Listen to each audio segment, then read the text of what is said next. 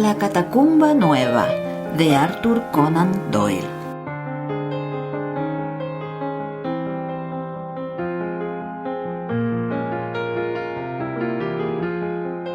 Escuche, Barger, yo quisiera que usted tuviera confianza en mí, dijo Kennedy. Los dos célebres estudiosos que se especializaban en las ruinas romanas estaban sentados a solas en la confortable habitación de Kennedy, cuyas ventanas daban al corso. La noche era fría y ambos habían acercado sus sillones a la imperfecta estufa italiana que creaba a su alrededor una zona más bien de ahogo que de tibieza. Del lado de fuera, bajo las brillantes estrellas de un cielo invernal, se extendía la Roma moderna con su larga doble hilera de focos eléctricos, los cafés brillantemente iluminados, los coches que pasaban veloces y una apretada muchedumbre desfilando por las aceras. Por dentro, en el interior de aquella habitación suntuosa del rico y joven arqueólogo inglés, no se veía otra cosa que la Roma antigua. Frisos rajados y gastados por el tiempo colgaban de las paredes, y desde los ángulos asomaban los antiguos bustos grises de senadores y guerreros con sus cabezas de luchadores y sus rostros duros y crueles. En la mesa central, entre un revoltijo de inscripciones, fragmentos y adornos, se alzaba la célebre maqueta en que Kennedy había reconstruido las termas de Caracalla, obra que tanto interés y admiración despertó al ser expuesta en Berlín.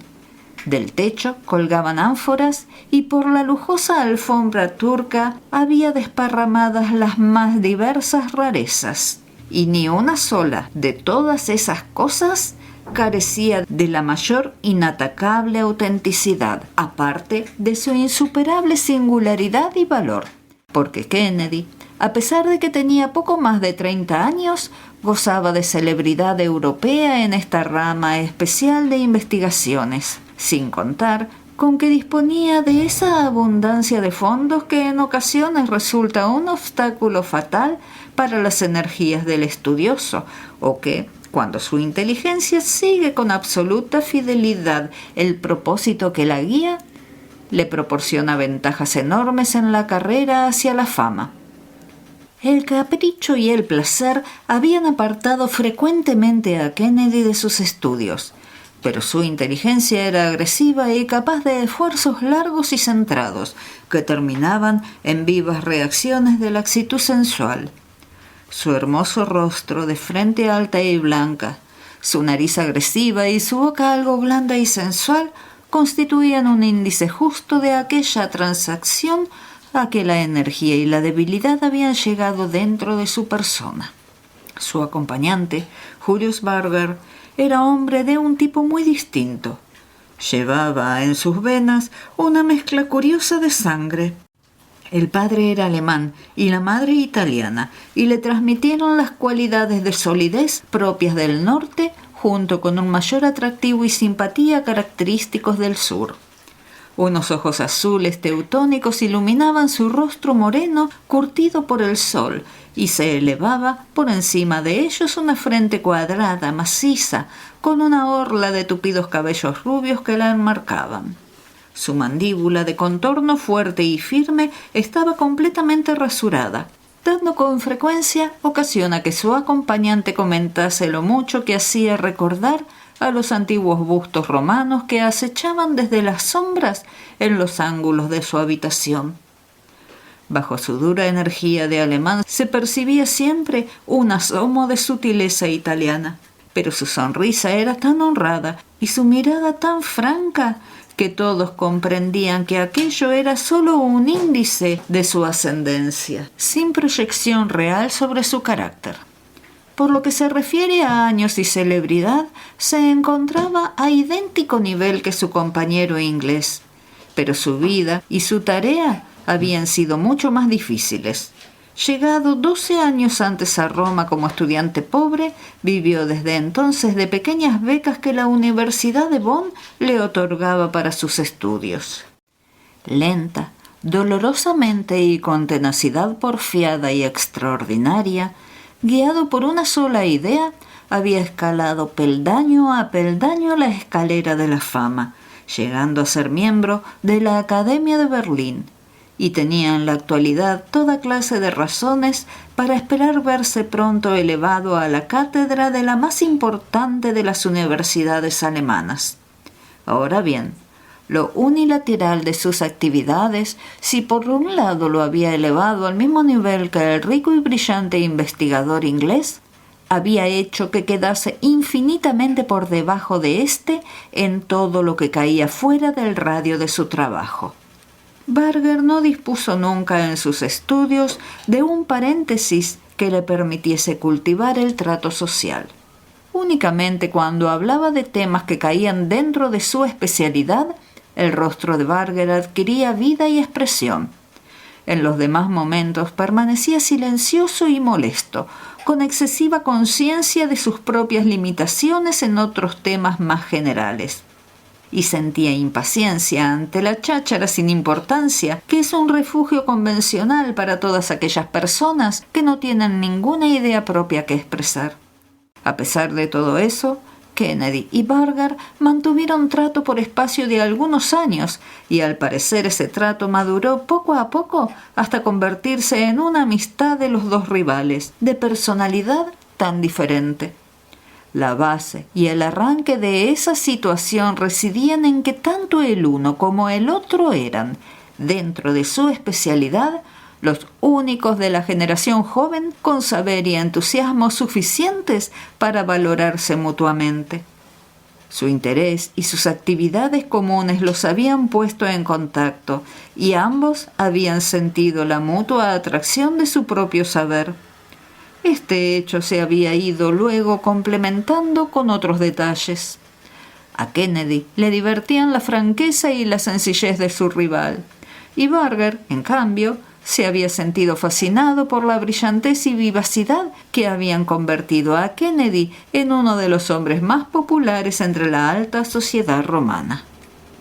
Digo que le habían convertido porque en ese preciso momento el joven inglés estaba algo oscurecido por una nube. Un asunto amoroso que nunca llegó a saberse con todos sus detalles. Pareció descubrir en Kennedy una falta de corazón y una dureza de sentimiento que sorprendieron desagradablemente a muchos de sus amigos. Ahora bien, dentro de los círculos de estudiosos y de artistas solterones en los que el inglés prefería desplazarse, no existía sobre estos asuntos un código de honor muy severo, y aunque más de una cabeza se moviese con expresión de desagrado o más de unos hombros se encogiesen al referirse a la fuga de dos y al regreso de uno solo, el sentimiento general era probablemente de simple curiosidad y quizá de envidia, más bien que de censura. «Escuche, Barger, yo querría que usted tuviese confianza en mí», dijo Kennedy, mirando con dura expresión el plácido semblante de su compañero. Al decir estas palabras con un vaivén de su mano, señaló hacia una alfombra extendida en el suelo. Encima de ella había una canastilla larga y de poca profundidad, de las que se usan en la campaña para la fruta y que están hechas de mimbre ligero. Dentro de la canastilla se amontonaba un revoltijo de cosas: baldosines con rótulos, inscripciones rotas, mosaicos agrietados, papiros desgarrados, herrumbrosos adornos de metal que para el profano producían la sensación de haber sido sacados de un cajón de basura, pero en los que el especialista habría reconocido rápidamente la condición de únicos en su clase. Aquel montón de objetos variados contenidos en la canastilla de mimbre proporcionaba justo uno de los eslabones que faltaban en la cadena del desenvolvimiento social, y ya es sabido que los estudiosos sienten vivísimo interés por esa clase de eslabones perdidos. Quien los había traído era el alemán, y el inglés los contemplaba con ojos de hambriento. Mientras Barger encendía con lentitud un cigarro, Kennedy prosiguió. Yo no quiero inmiscuirme en este hallazgo suyo, pero sí que me agradaría oírle hablar sobre él. Se trata, evidentemente, de un descubrimiento de máxima importancia. Estas inscripciones producirán sensación por toda Europa. Por cada uno de los objetos que hay aquí se encuentran allí millones, dijo el alemán. Abundan tanto que darían material para que una docena de sabios dedicasen toda su vida a su estudio y se crearan así una reputación tan sólida como el castillo de San Angelo. Kennedy permaneció meditando con la frente contraída y los dedos jugueteando en su largo y rubio bigote. Por último dijo: «Barger, usted mismo se ha delatado. Estas palabras suyas solo pueden referirse a una cosa. Usted ha descubierto una catacumba nueva».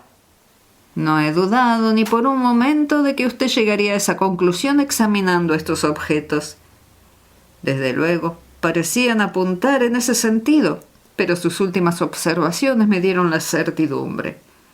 No existe lugar, como no sea una catacumba, que pueda contener una reserva de reliquias tan enorme como la que usted describe».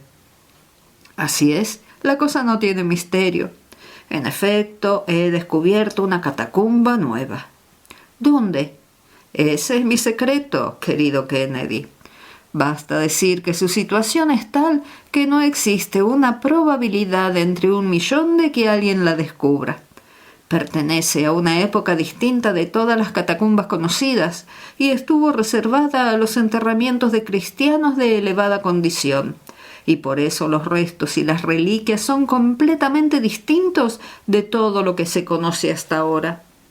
Si yo ignorara su saber y su energía, no vacilaría, amigo mío, en contárselo todo bajo juramento de guardar secreto. Pero tal como están las cosas, no tengo más remedio que preparar mi propio informe sobre la materia antes de exponerme a una competencia tan formidable».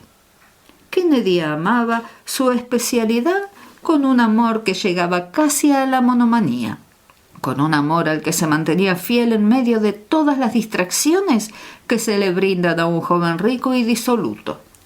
Era ambicioso, pero su ambición resultaba cosa secundaria frente al simple gozo abstracto y al interés en todo aquello que guardaba relación con la vida y la historia antigua de Roma. Anhelaba ya el ver con sus propios ojos este nuevo mundo subterráneo que su compañero había descubierto, y dijo con vivacidad: «Escuche, Barger, le aseguro que puede tener en mí la más absoluta confianza en este asunto. Nada será capaz de inducirme a poner por escrito cosa alguna de cuanto vean mis ojos hasta que usted me autorice de una manera explícita. Comprendo perfectamente su estado de ánimo y me parece muy natural, pero nada puede temer realmente de mí. En cambio, si usted no me explica el asunto, esté seguro de que realizaré investigaciones sistemáticas al respecto y de que sin la menor duda llegaré a descubrirlo. Como es natural, si tal cosa ocurriese y no estando sujeto a compromiso alguno con usted, haría de mi descubrimiento el uso que bien me pareciera». Barger contemplaba reflexivo y sonriente su cigarro y le contestó: «Amigo Kennedy, he podido comprobar que cuando me hacen falta datos sobre algún problema, no siempre se muestra usted dispuesto a proporcionármelos. ¿Cuándo me ha planteado alguna pregunta a la que yo no haya contestado? Recuerde, por ejemplo, cómo le proporcioné los materiales para su monografía referente al templo de las Vestales. Bien, pero se trataba de un tema de poca importancia. No estoy seguro de que usted me contestase si yo le hiciera alguna pregunta sobre asuntos íntimos. Esta catacumba nueva es para mí un asunto de la máxima intimidad, y a cambio tengo yo derecho a esperar que usted me dé alguna prueba de confianza». El inglés contestó: «No veo a dónde va usted a parar, pero si lo que quiere dar a entender es que responderá a mis preguntas relativas a la catacumba si yo contesto a cualquiera de las suyas, puedo asegurarle que así lo haré». Barger se recostó cómodamente en su sofá y lanzó al aire un árbol de humo azul de su cigarro. Luego dijo: «Pues bien, dígame todo lo que hubo en sus relaciones con Miss Mary Sanderson». Kennedy se puso de pie de un salto y clavó una mirada de irritación en su impasible acompañante. Luego exclamó: «¿A dónde diablos va usted a parar? ¿Qué clase de pregunta es esa? Si usted ha pretendido hacer una broma, de verdad que jamás se le ha ocurrido otra peor». «Pues no lo dije por bromear», contestó Barger con inocencia. «La verdad es que tengo interés por conocer el asunto en detalles. Yo estoy en la más absoluta ignorancia en todo cuanto se refiere al mundo y a las mujeres, a la vida social y a todas esas cosas. Y por eso un episodio de esa clase ejerce sobre mí la fascinación de lo desconocido. Lo conozco a usted, la conocía de vista a ella. Llegué incluso en 1 o 2 ocasiones a conversar con esa señorita. Pues bien, me agradaría muchísimo oír de sus propios labios y con toda exactitud cuánto ocurrió entre ustedes. No le diré una sola palabra». «Perfectamente. Fue solo un capricho mío para ver si usted era capaz de descubrir un secreto con la misma facilidad con que esperaba que yo le descubriese el de la catacumba nueva. Yo no esperaba que usted revelase el suyo, y no debe esperar que yo revele el mío. Bueno, el reloj de San Juan está dando las 10. Es ya hora de que me retire a mi casa». «No, Barger, espere un poco», exclamó Kennedy. «Es verdaderamente un capricho ridículo suyo el querer saber detalles de un lío amoroso que acabó hace ya meses. Ya sabe que al hombre que besa a una mujer y lo cuenta, lo consideramos como el mayor de los cobardes y de los villanos». «Desde luego», dijo el alemán, recogiendo su canastilla de antigüedades. «Y lo es cuando se refiere a alguna muchacha de la que nadie sabe nada. Pero bien sabe usted que el caso del que hablamos fue la comidilla de Roma y que, con aclararlo, no perjudica nada a Miss Mary Sanderson. De todos modos, yo respeto sus escrúpulos. Buenas noches». «Espere un momento, Barger», dijo Kennedy, apoyando su mano en el brazo del otro. «Tengo un interés vivísimo en el asunto de esa catacumba y no renuncio así como así. ¿Por qué no me pregunta sobre alguna otra cosa, sobre algo que no resulte tan fuera de lugar?» No, usted se ha negado y no hay más que hablar», contestó Barger con la canastilla bajo el brazo. «Tiene usted mucha razón en no contestar, y yo también la tengo. Buenas noches, pues, otra vez, amigo Kennedy». El inglés vio cómo Barger cruzaba la habitación, pero hasta que el alemán no tuvo la mano en el picaporte, no le gritó, con el acento de quien se decide de pronto a sacar el mejor partido de algo que no puede evitar: «No siga adelante, querido amigo. Creo que eso que hace es una ridiculez, pero puesto que es usted así, veo que no tendré más remedio que pasar por su exigencia. Me repugna hablar acerca de ninguna muchacha, pero como usted bien dice, el asunto ha corrido por toda Roma y no creo que usted encuentre novedad alguna de cuanto yo pueda contarle. ¿Qué es lo que quería saber?». El alemán volvió a aproximarse a la estufa y, dejando en el suelo la canastilla, se arrellanó nuevamente en su sofá diciendo: «¿Puedo servirme otro cigarro?». «Muchas gracias. Nunca fumo mientras me dedico al trabajo, pero saboreo mucho más una charla si saboreo al mismo tiempo un cigarro. A propósito de esa señorita con la que tuvo su pequeña aventura, ¿qué diablos ha sido de ella?». «Está en Inglaterra con su familia». «Vaya, de modo que en Inglaterra y con su familia». «Sí». «¿En qué parte de Inglaterra? ¿En Londres, quizás?». «No, en Twickenham».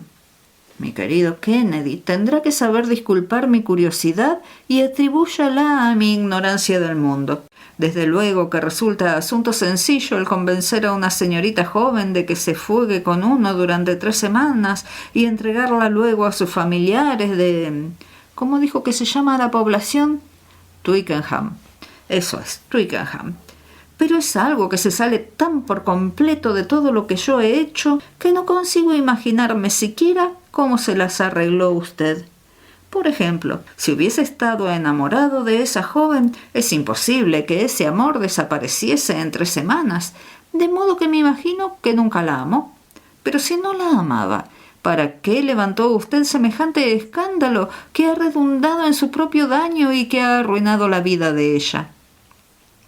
Kennedy contempló malhumorado el rojo de la estufa y dijo: Desde luego que hay lógica en esa manera de encarar el problema. La palabra amor es de mucha envergadura y corresponde a muchísimos matices distintos del sentimiento. La muchacha me gustó. Ya sabe todo lo encantadora que podía parecer, puesto que la conoció y le habló. La verdad es que volviendo la vista hacia el pasado, estoy dispuesto a reconocer que nunca sentí por ella un verdadero amor. Pues entonces, mi querido Kennedy, ¿por qué lo hizo? Por lo mucho que la cosa tenía de aventura. ¿Cómo? ¿Tanta afición tiene usted a las aventuras? ¿Qué es lo que le quita monotonía a la vida sino ellas? Si empecé a galantearla fue por puro afán de aventura. Hubo tiempos en que perseguí mucha casa mayor, pero le aseguro que no hay casa como la de una mujer bella. En este caso estaba también la pimienta de la dificultad, porque como era la acompañante de Lady Emily Rudd, resultaba casi imposible entrevistarse con ella a solas. Y para colmo de obstáculos que daban atractivo a la empresa, ella misma me dijo a la primera de cambio que estaba comprometida. «Mein Gott, ¿con quién?» No dio el nombre. Yo no creo que nadie esté enterado de ese detalle. ¿De modo que fue eso lo que dio mayor fascinación a la aventura? La salpimentó, por lo menos. ¿No opina usted lo mismo? Le vuelvo a decir que yo estoy en ayunas en esos asuntos. Mi querido camarada, usted puede recordar por lo menos que la manzana que hurtó del huerto de su vecino le pareció siempre más apetitosa que la del suyo propio. Y después de eso me encontré con que ella me quiso. ¿Así? ¿De sopetón? Oh, no. Me llevó por lo menos 3 meses de labor de zapa y ataque. Pero la conquisté por fin. La muchacha comprendió que el estado de separación judicial en que me encuentro con respecto a mi esposa me imposibilitaba para entrar con ella por el camino legal. Pero se fugó conmigo a pesar de todo y mientras duró la aventura lo pasamos estupendamente. ¿Pero y el otro? Kennedy se encogió de hombros y contestó.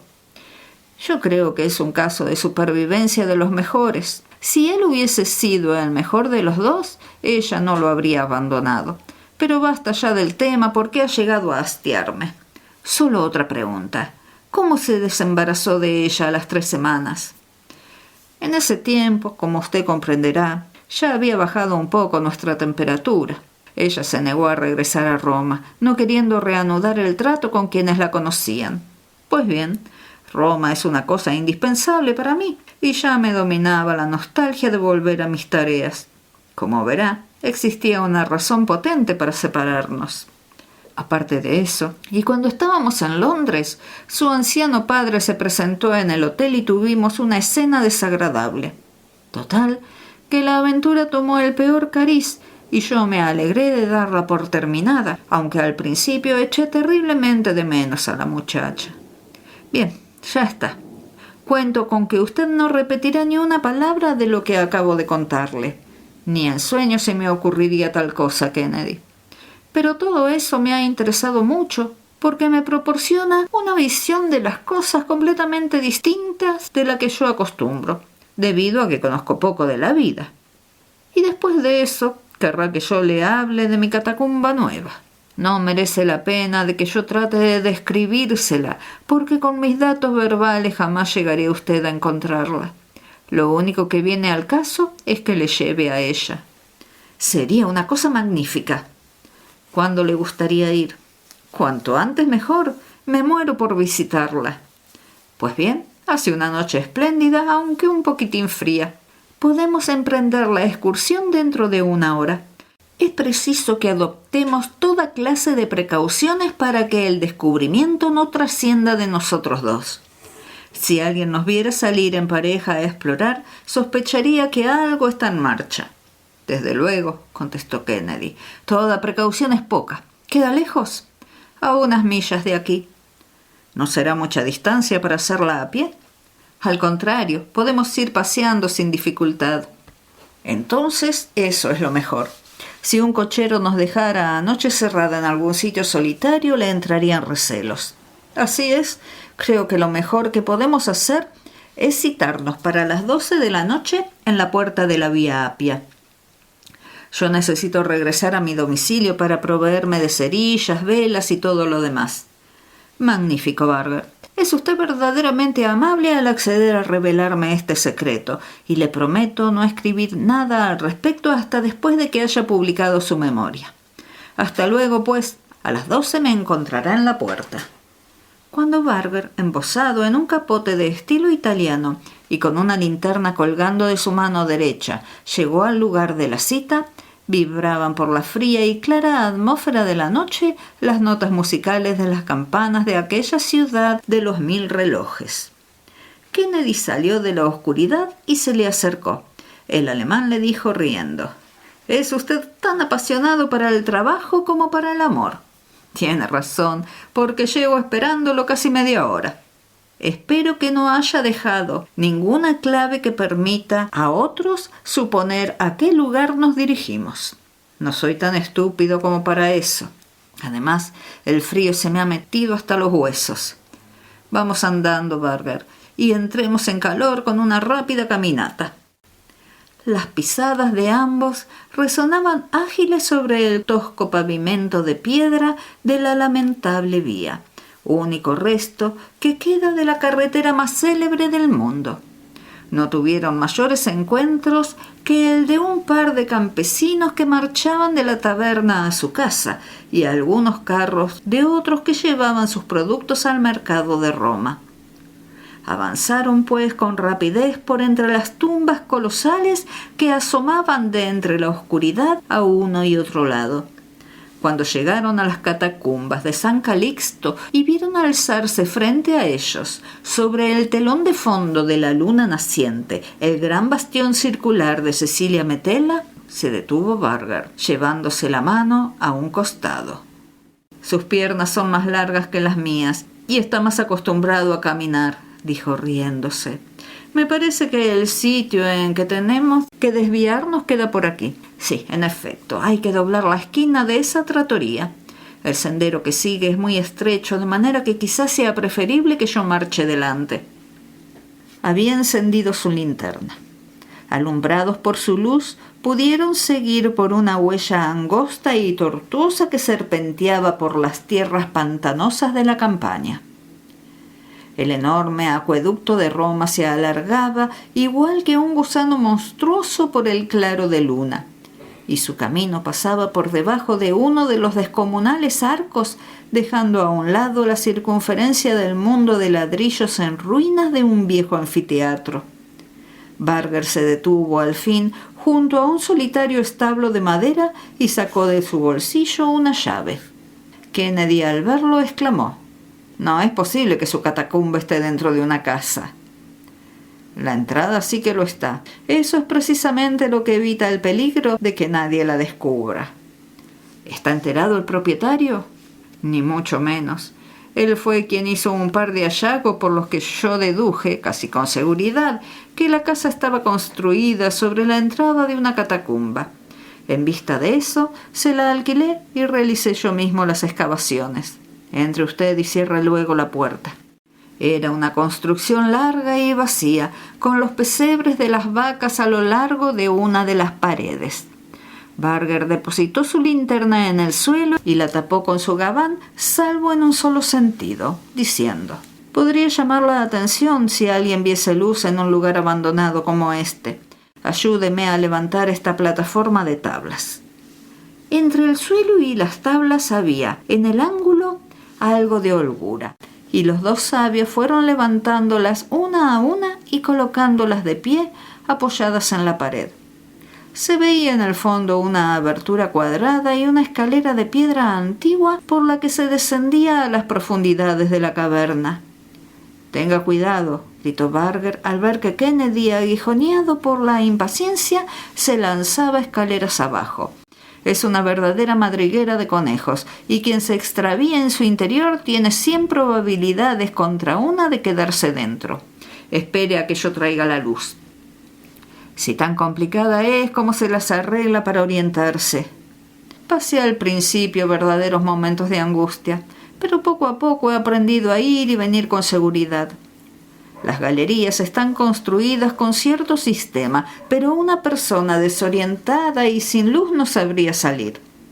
Aún ahora llevo mis prevenciones hasta el punto en que cuando me adentro mucho voy soltando un rollo de cable fino. Usted mismo puede ver desde donde está que la cosa es complicada. Pues bien, cada uno de esos pasillos se divide y subdivide en una docena más antes de las próximas 100 yardas. Habían bajado unos 20 pies desde el nivel de los establos y se encontraban dentro de una cámara cuadrada excavada en la blanda piedra caliza. La linterna proyectaba sobre las agrietadas paredes una luz oscilante, intensa en el suelo y débil en lo alto. De este centro común irradiaban negras bocas en todas las direcciones. Barger dijo: «Sígame de cerca, amigo mío. No se entretenga mirando nada de lo que se ofrece en nuestro camino, porque en el sitio al que lo conduzco encontrará todo lo que por aquí pueda ver y otras muchas cosas. Ahorraremos tiempo marchando hasta allí directamente». Avanzó Barger con resolución por uno de los pasillos y detrás de él Kennedy, pisándole los talones. De trecho en trecho el pasillo se bifurcaba, pero era evidente que Barger seguía algún propio sistema suyo de señales secretas, porque nunca se detenía ni dudaba. De todas partes, a lo largo de las paredes, los cristianos de la antigua Roma yacían en huecos que recordaban las literas de un buque de emigrantes. La amarilla luz se proyectaba vacilante sobre los arrugados rasgos faciales de las momias, resbalando sobre las redondeces de los cráneos y de las canillas, largas y blancas, de los brazos cruzados sobre los descarnados pechos. Kennedy miraba con ojos ansiosos, sin dejar de avanzar, las inscripciones, los vasos funerarios, las pinturas, las ropas y los utensilios que seguían en el mismo sitio en que los colocaron manos piadosas muchos siglos antes. Comprendió con toda claridad, solo con esas ojeadas que lanzaba al pasar, que aquella catacumba era la más antigua y la mejor, y que encerraba una cantidad de restos romanos superior a todo lo que hasta entonces se había podido ofrecer en un mismo lugar a la observación de los investigadores. «¿Qué ocurriría si se apagara la luz?», preguntó mientras avanzaba apresuradamente. «Tengo de reserva en el bolsillo una vela y una caja de cerillas. A propósito, Kennedy, ¿tiene usted cerillas?». «No, sería bueno que usted me diese algunas». «No es necesario, porque no hay ninguna posibilidad de que nos separemos el uno del otro». «¿Vamos a penetrar muy adentro? Creo que llevamos ya avanzado por lo menos un cuarto de milla». «Yo creo que más. La verdad es que el espacio que ocupan las tumbas no tiene límites, o por lo menos yo no he encontrado todavía el final. Este sitio en que ahora entramos es muy complicado, de modo que voy a emplear nuestro rollo de cuerda fina». Ató una extremidad de la soga a una piedra saliente y puso el rollo en el pecho de su chaqueta, dando cuerda a medida que avanzaban. Kennedy comprendió el requerimiento, porque los pasillos eran cada vez más complicados y tortuosos, formando una perfecta red de galerías cortadas entre sí. Desembocaron por fin en un amplio salón circular en el que se veía un pedestal cuadrado de toba, recubierta en la parte superior con una losa de mármol. Barger hizo balancear su linterna sobre la superficie marmórea y Kennedy exclamó como en un éxtasis: «¡Por Júpiter! ¡Este es un altar cristiano! Probablemente el más antiguo de cuantos existen. He aquí, grabada en un ángulo, la crucecita de la consagración. Este salón circular sirvió sin duda de iglesia». «Exactamente», dijo Barger.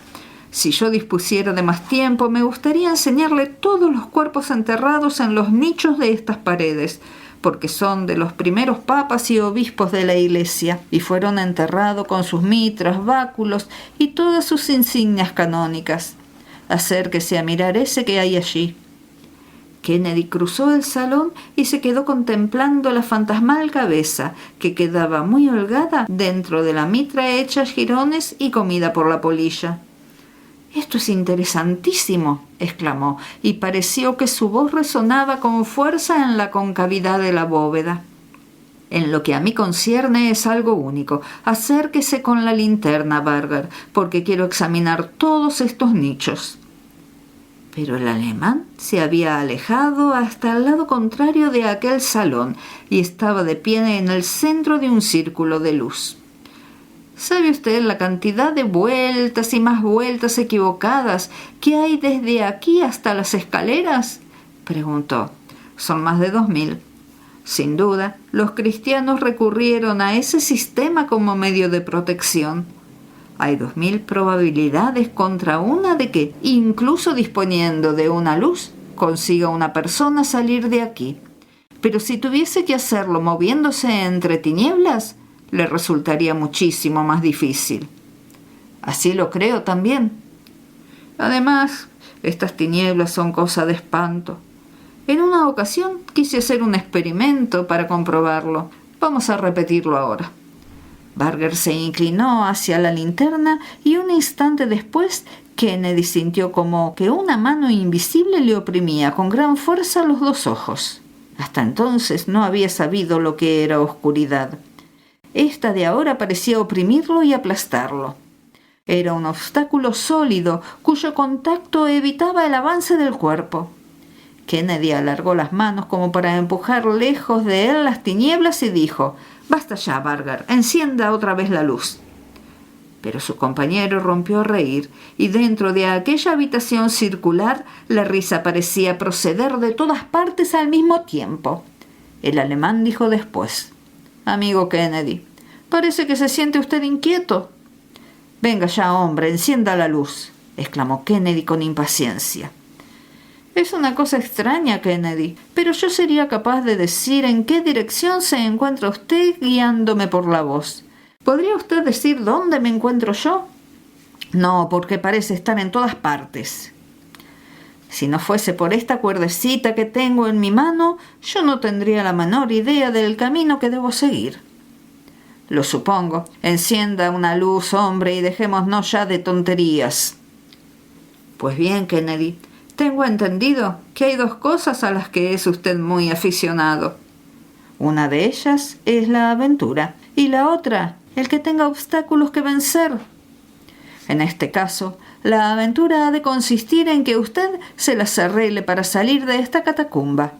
El obstáculo consistirá en las tinieblas y en los 2000 ángulos equivocados que hacen difícil esa empresa. Pero no necesita darse prisa, porque dispone de tiempo en abundancia.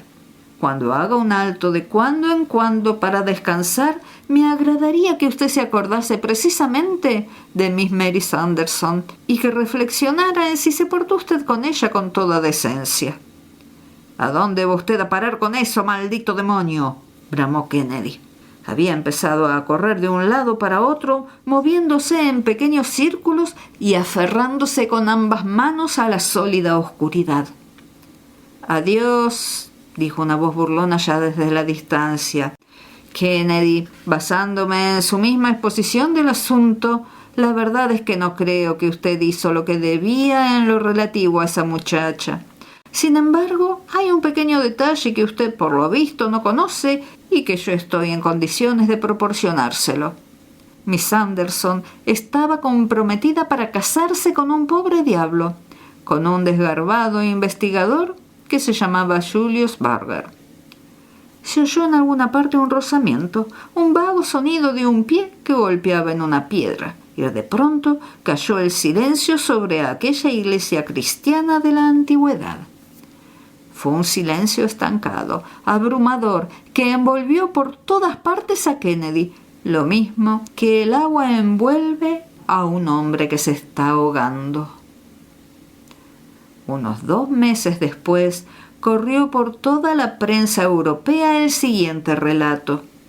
El descubrimiento de la catacumba nueva de Roma es uno de los más interesantes entre los de los últimos años.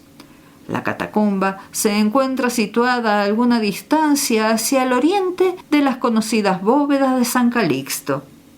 El hallazgo de este importante lugar de enterramientos, extraordinariamente rico en interesantísimos restos de los primeros tiempos del cristianismo, se debe a la energía e inteligencia del joven especialista alemán, Dr. Julius Burger, que se está colocando rápidamente en primer lugar como técnico en los temas de la Roma antigua.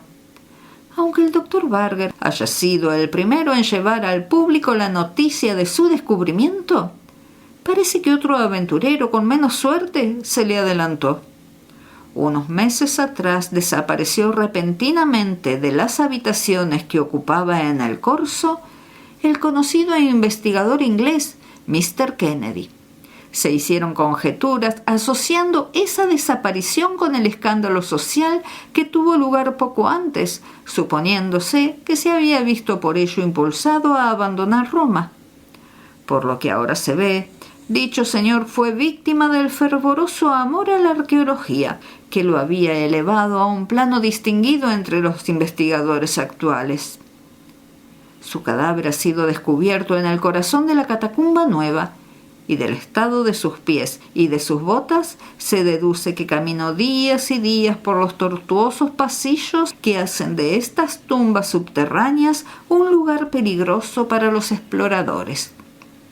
Por lo que se ha podido comprobar, el muerto, llevado de una temeridad inexplicable, se metió en aquel laberinto sin llevar consigo velas ni cerillas, de modo que su lamentable desgracia fue un resultado lógico de su propia precipitación.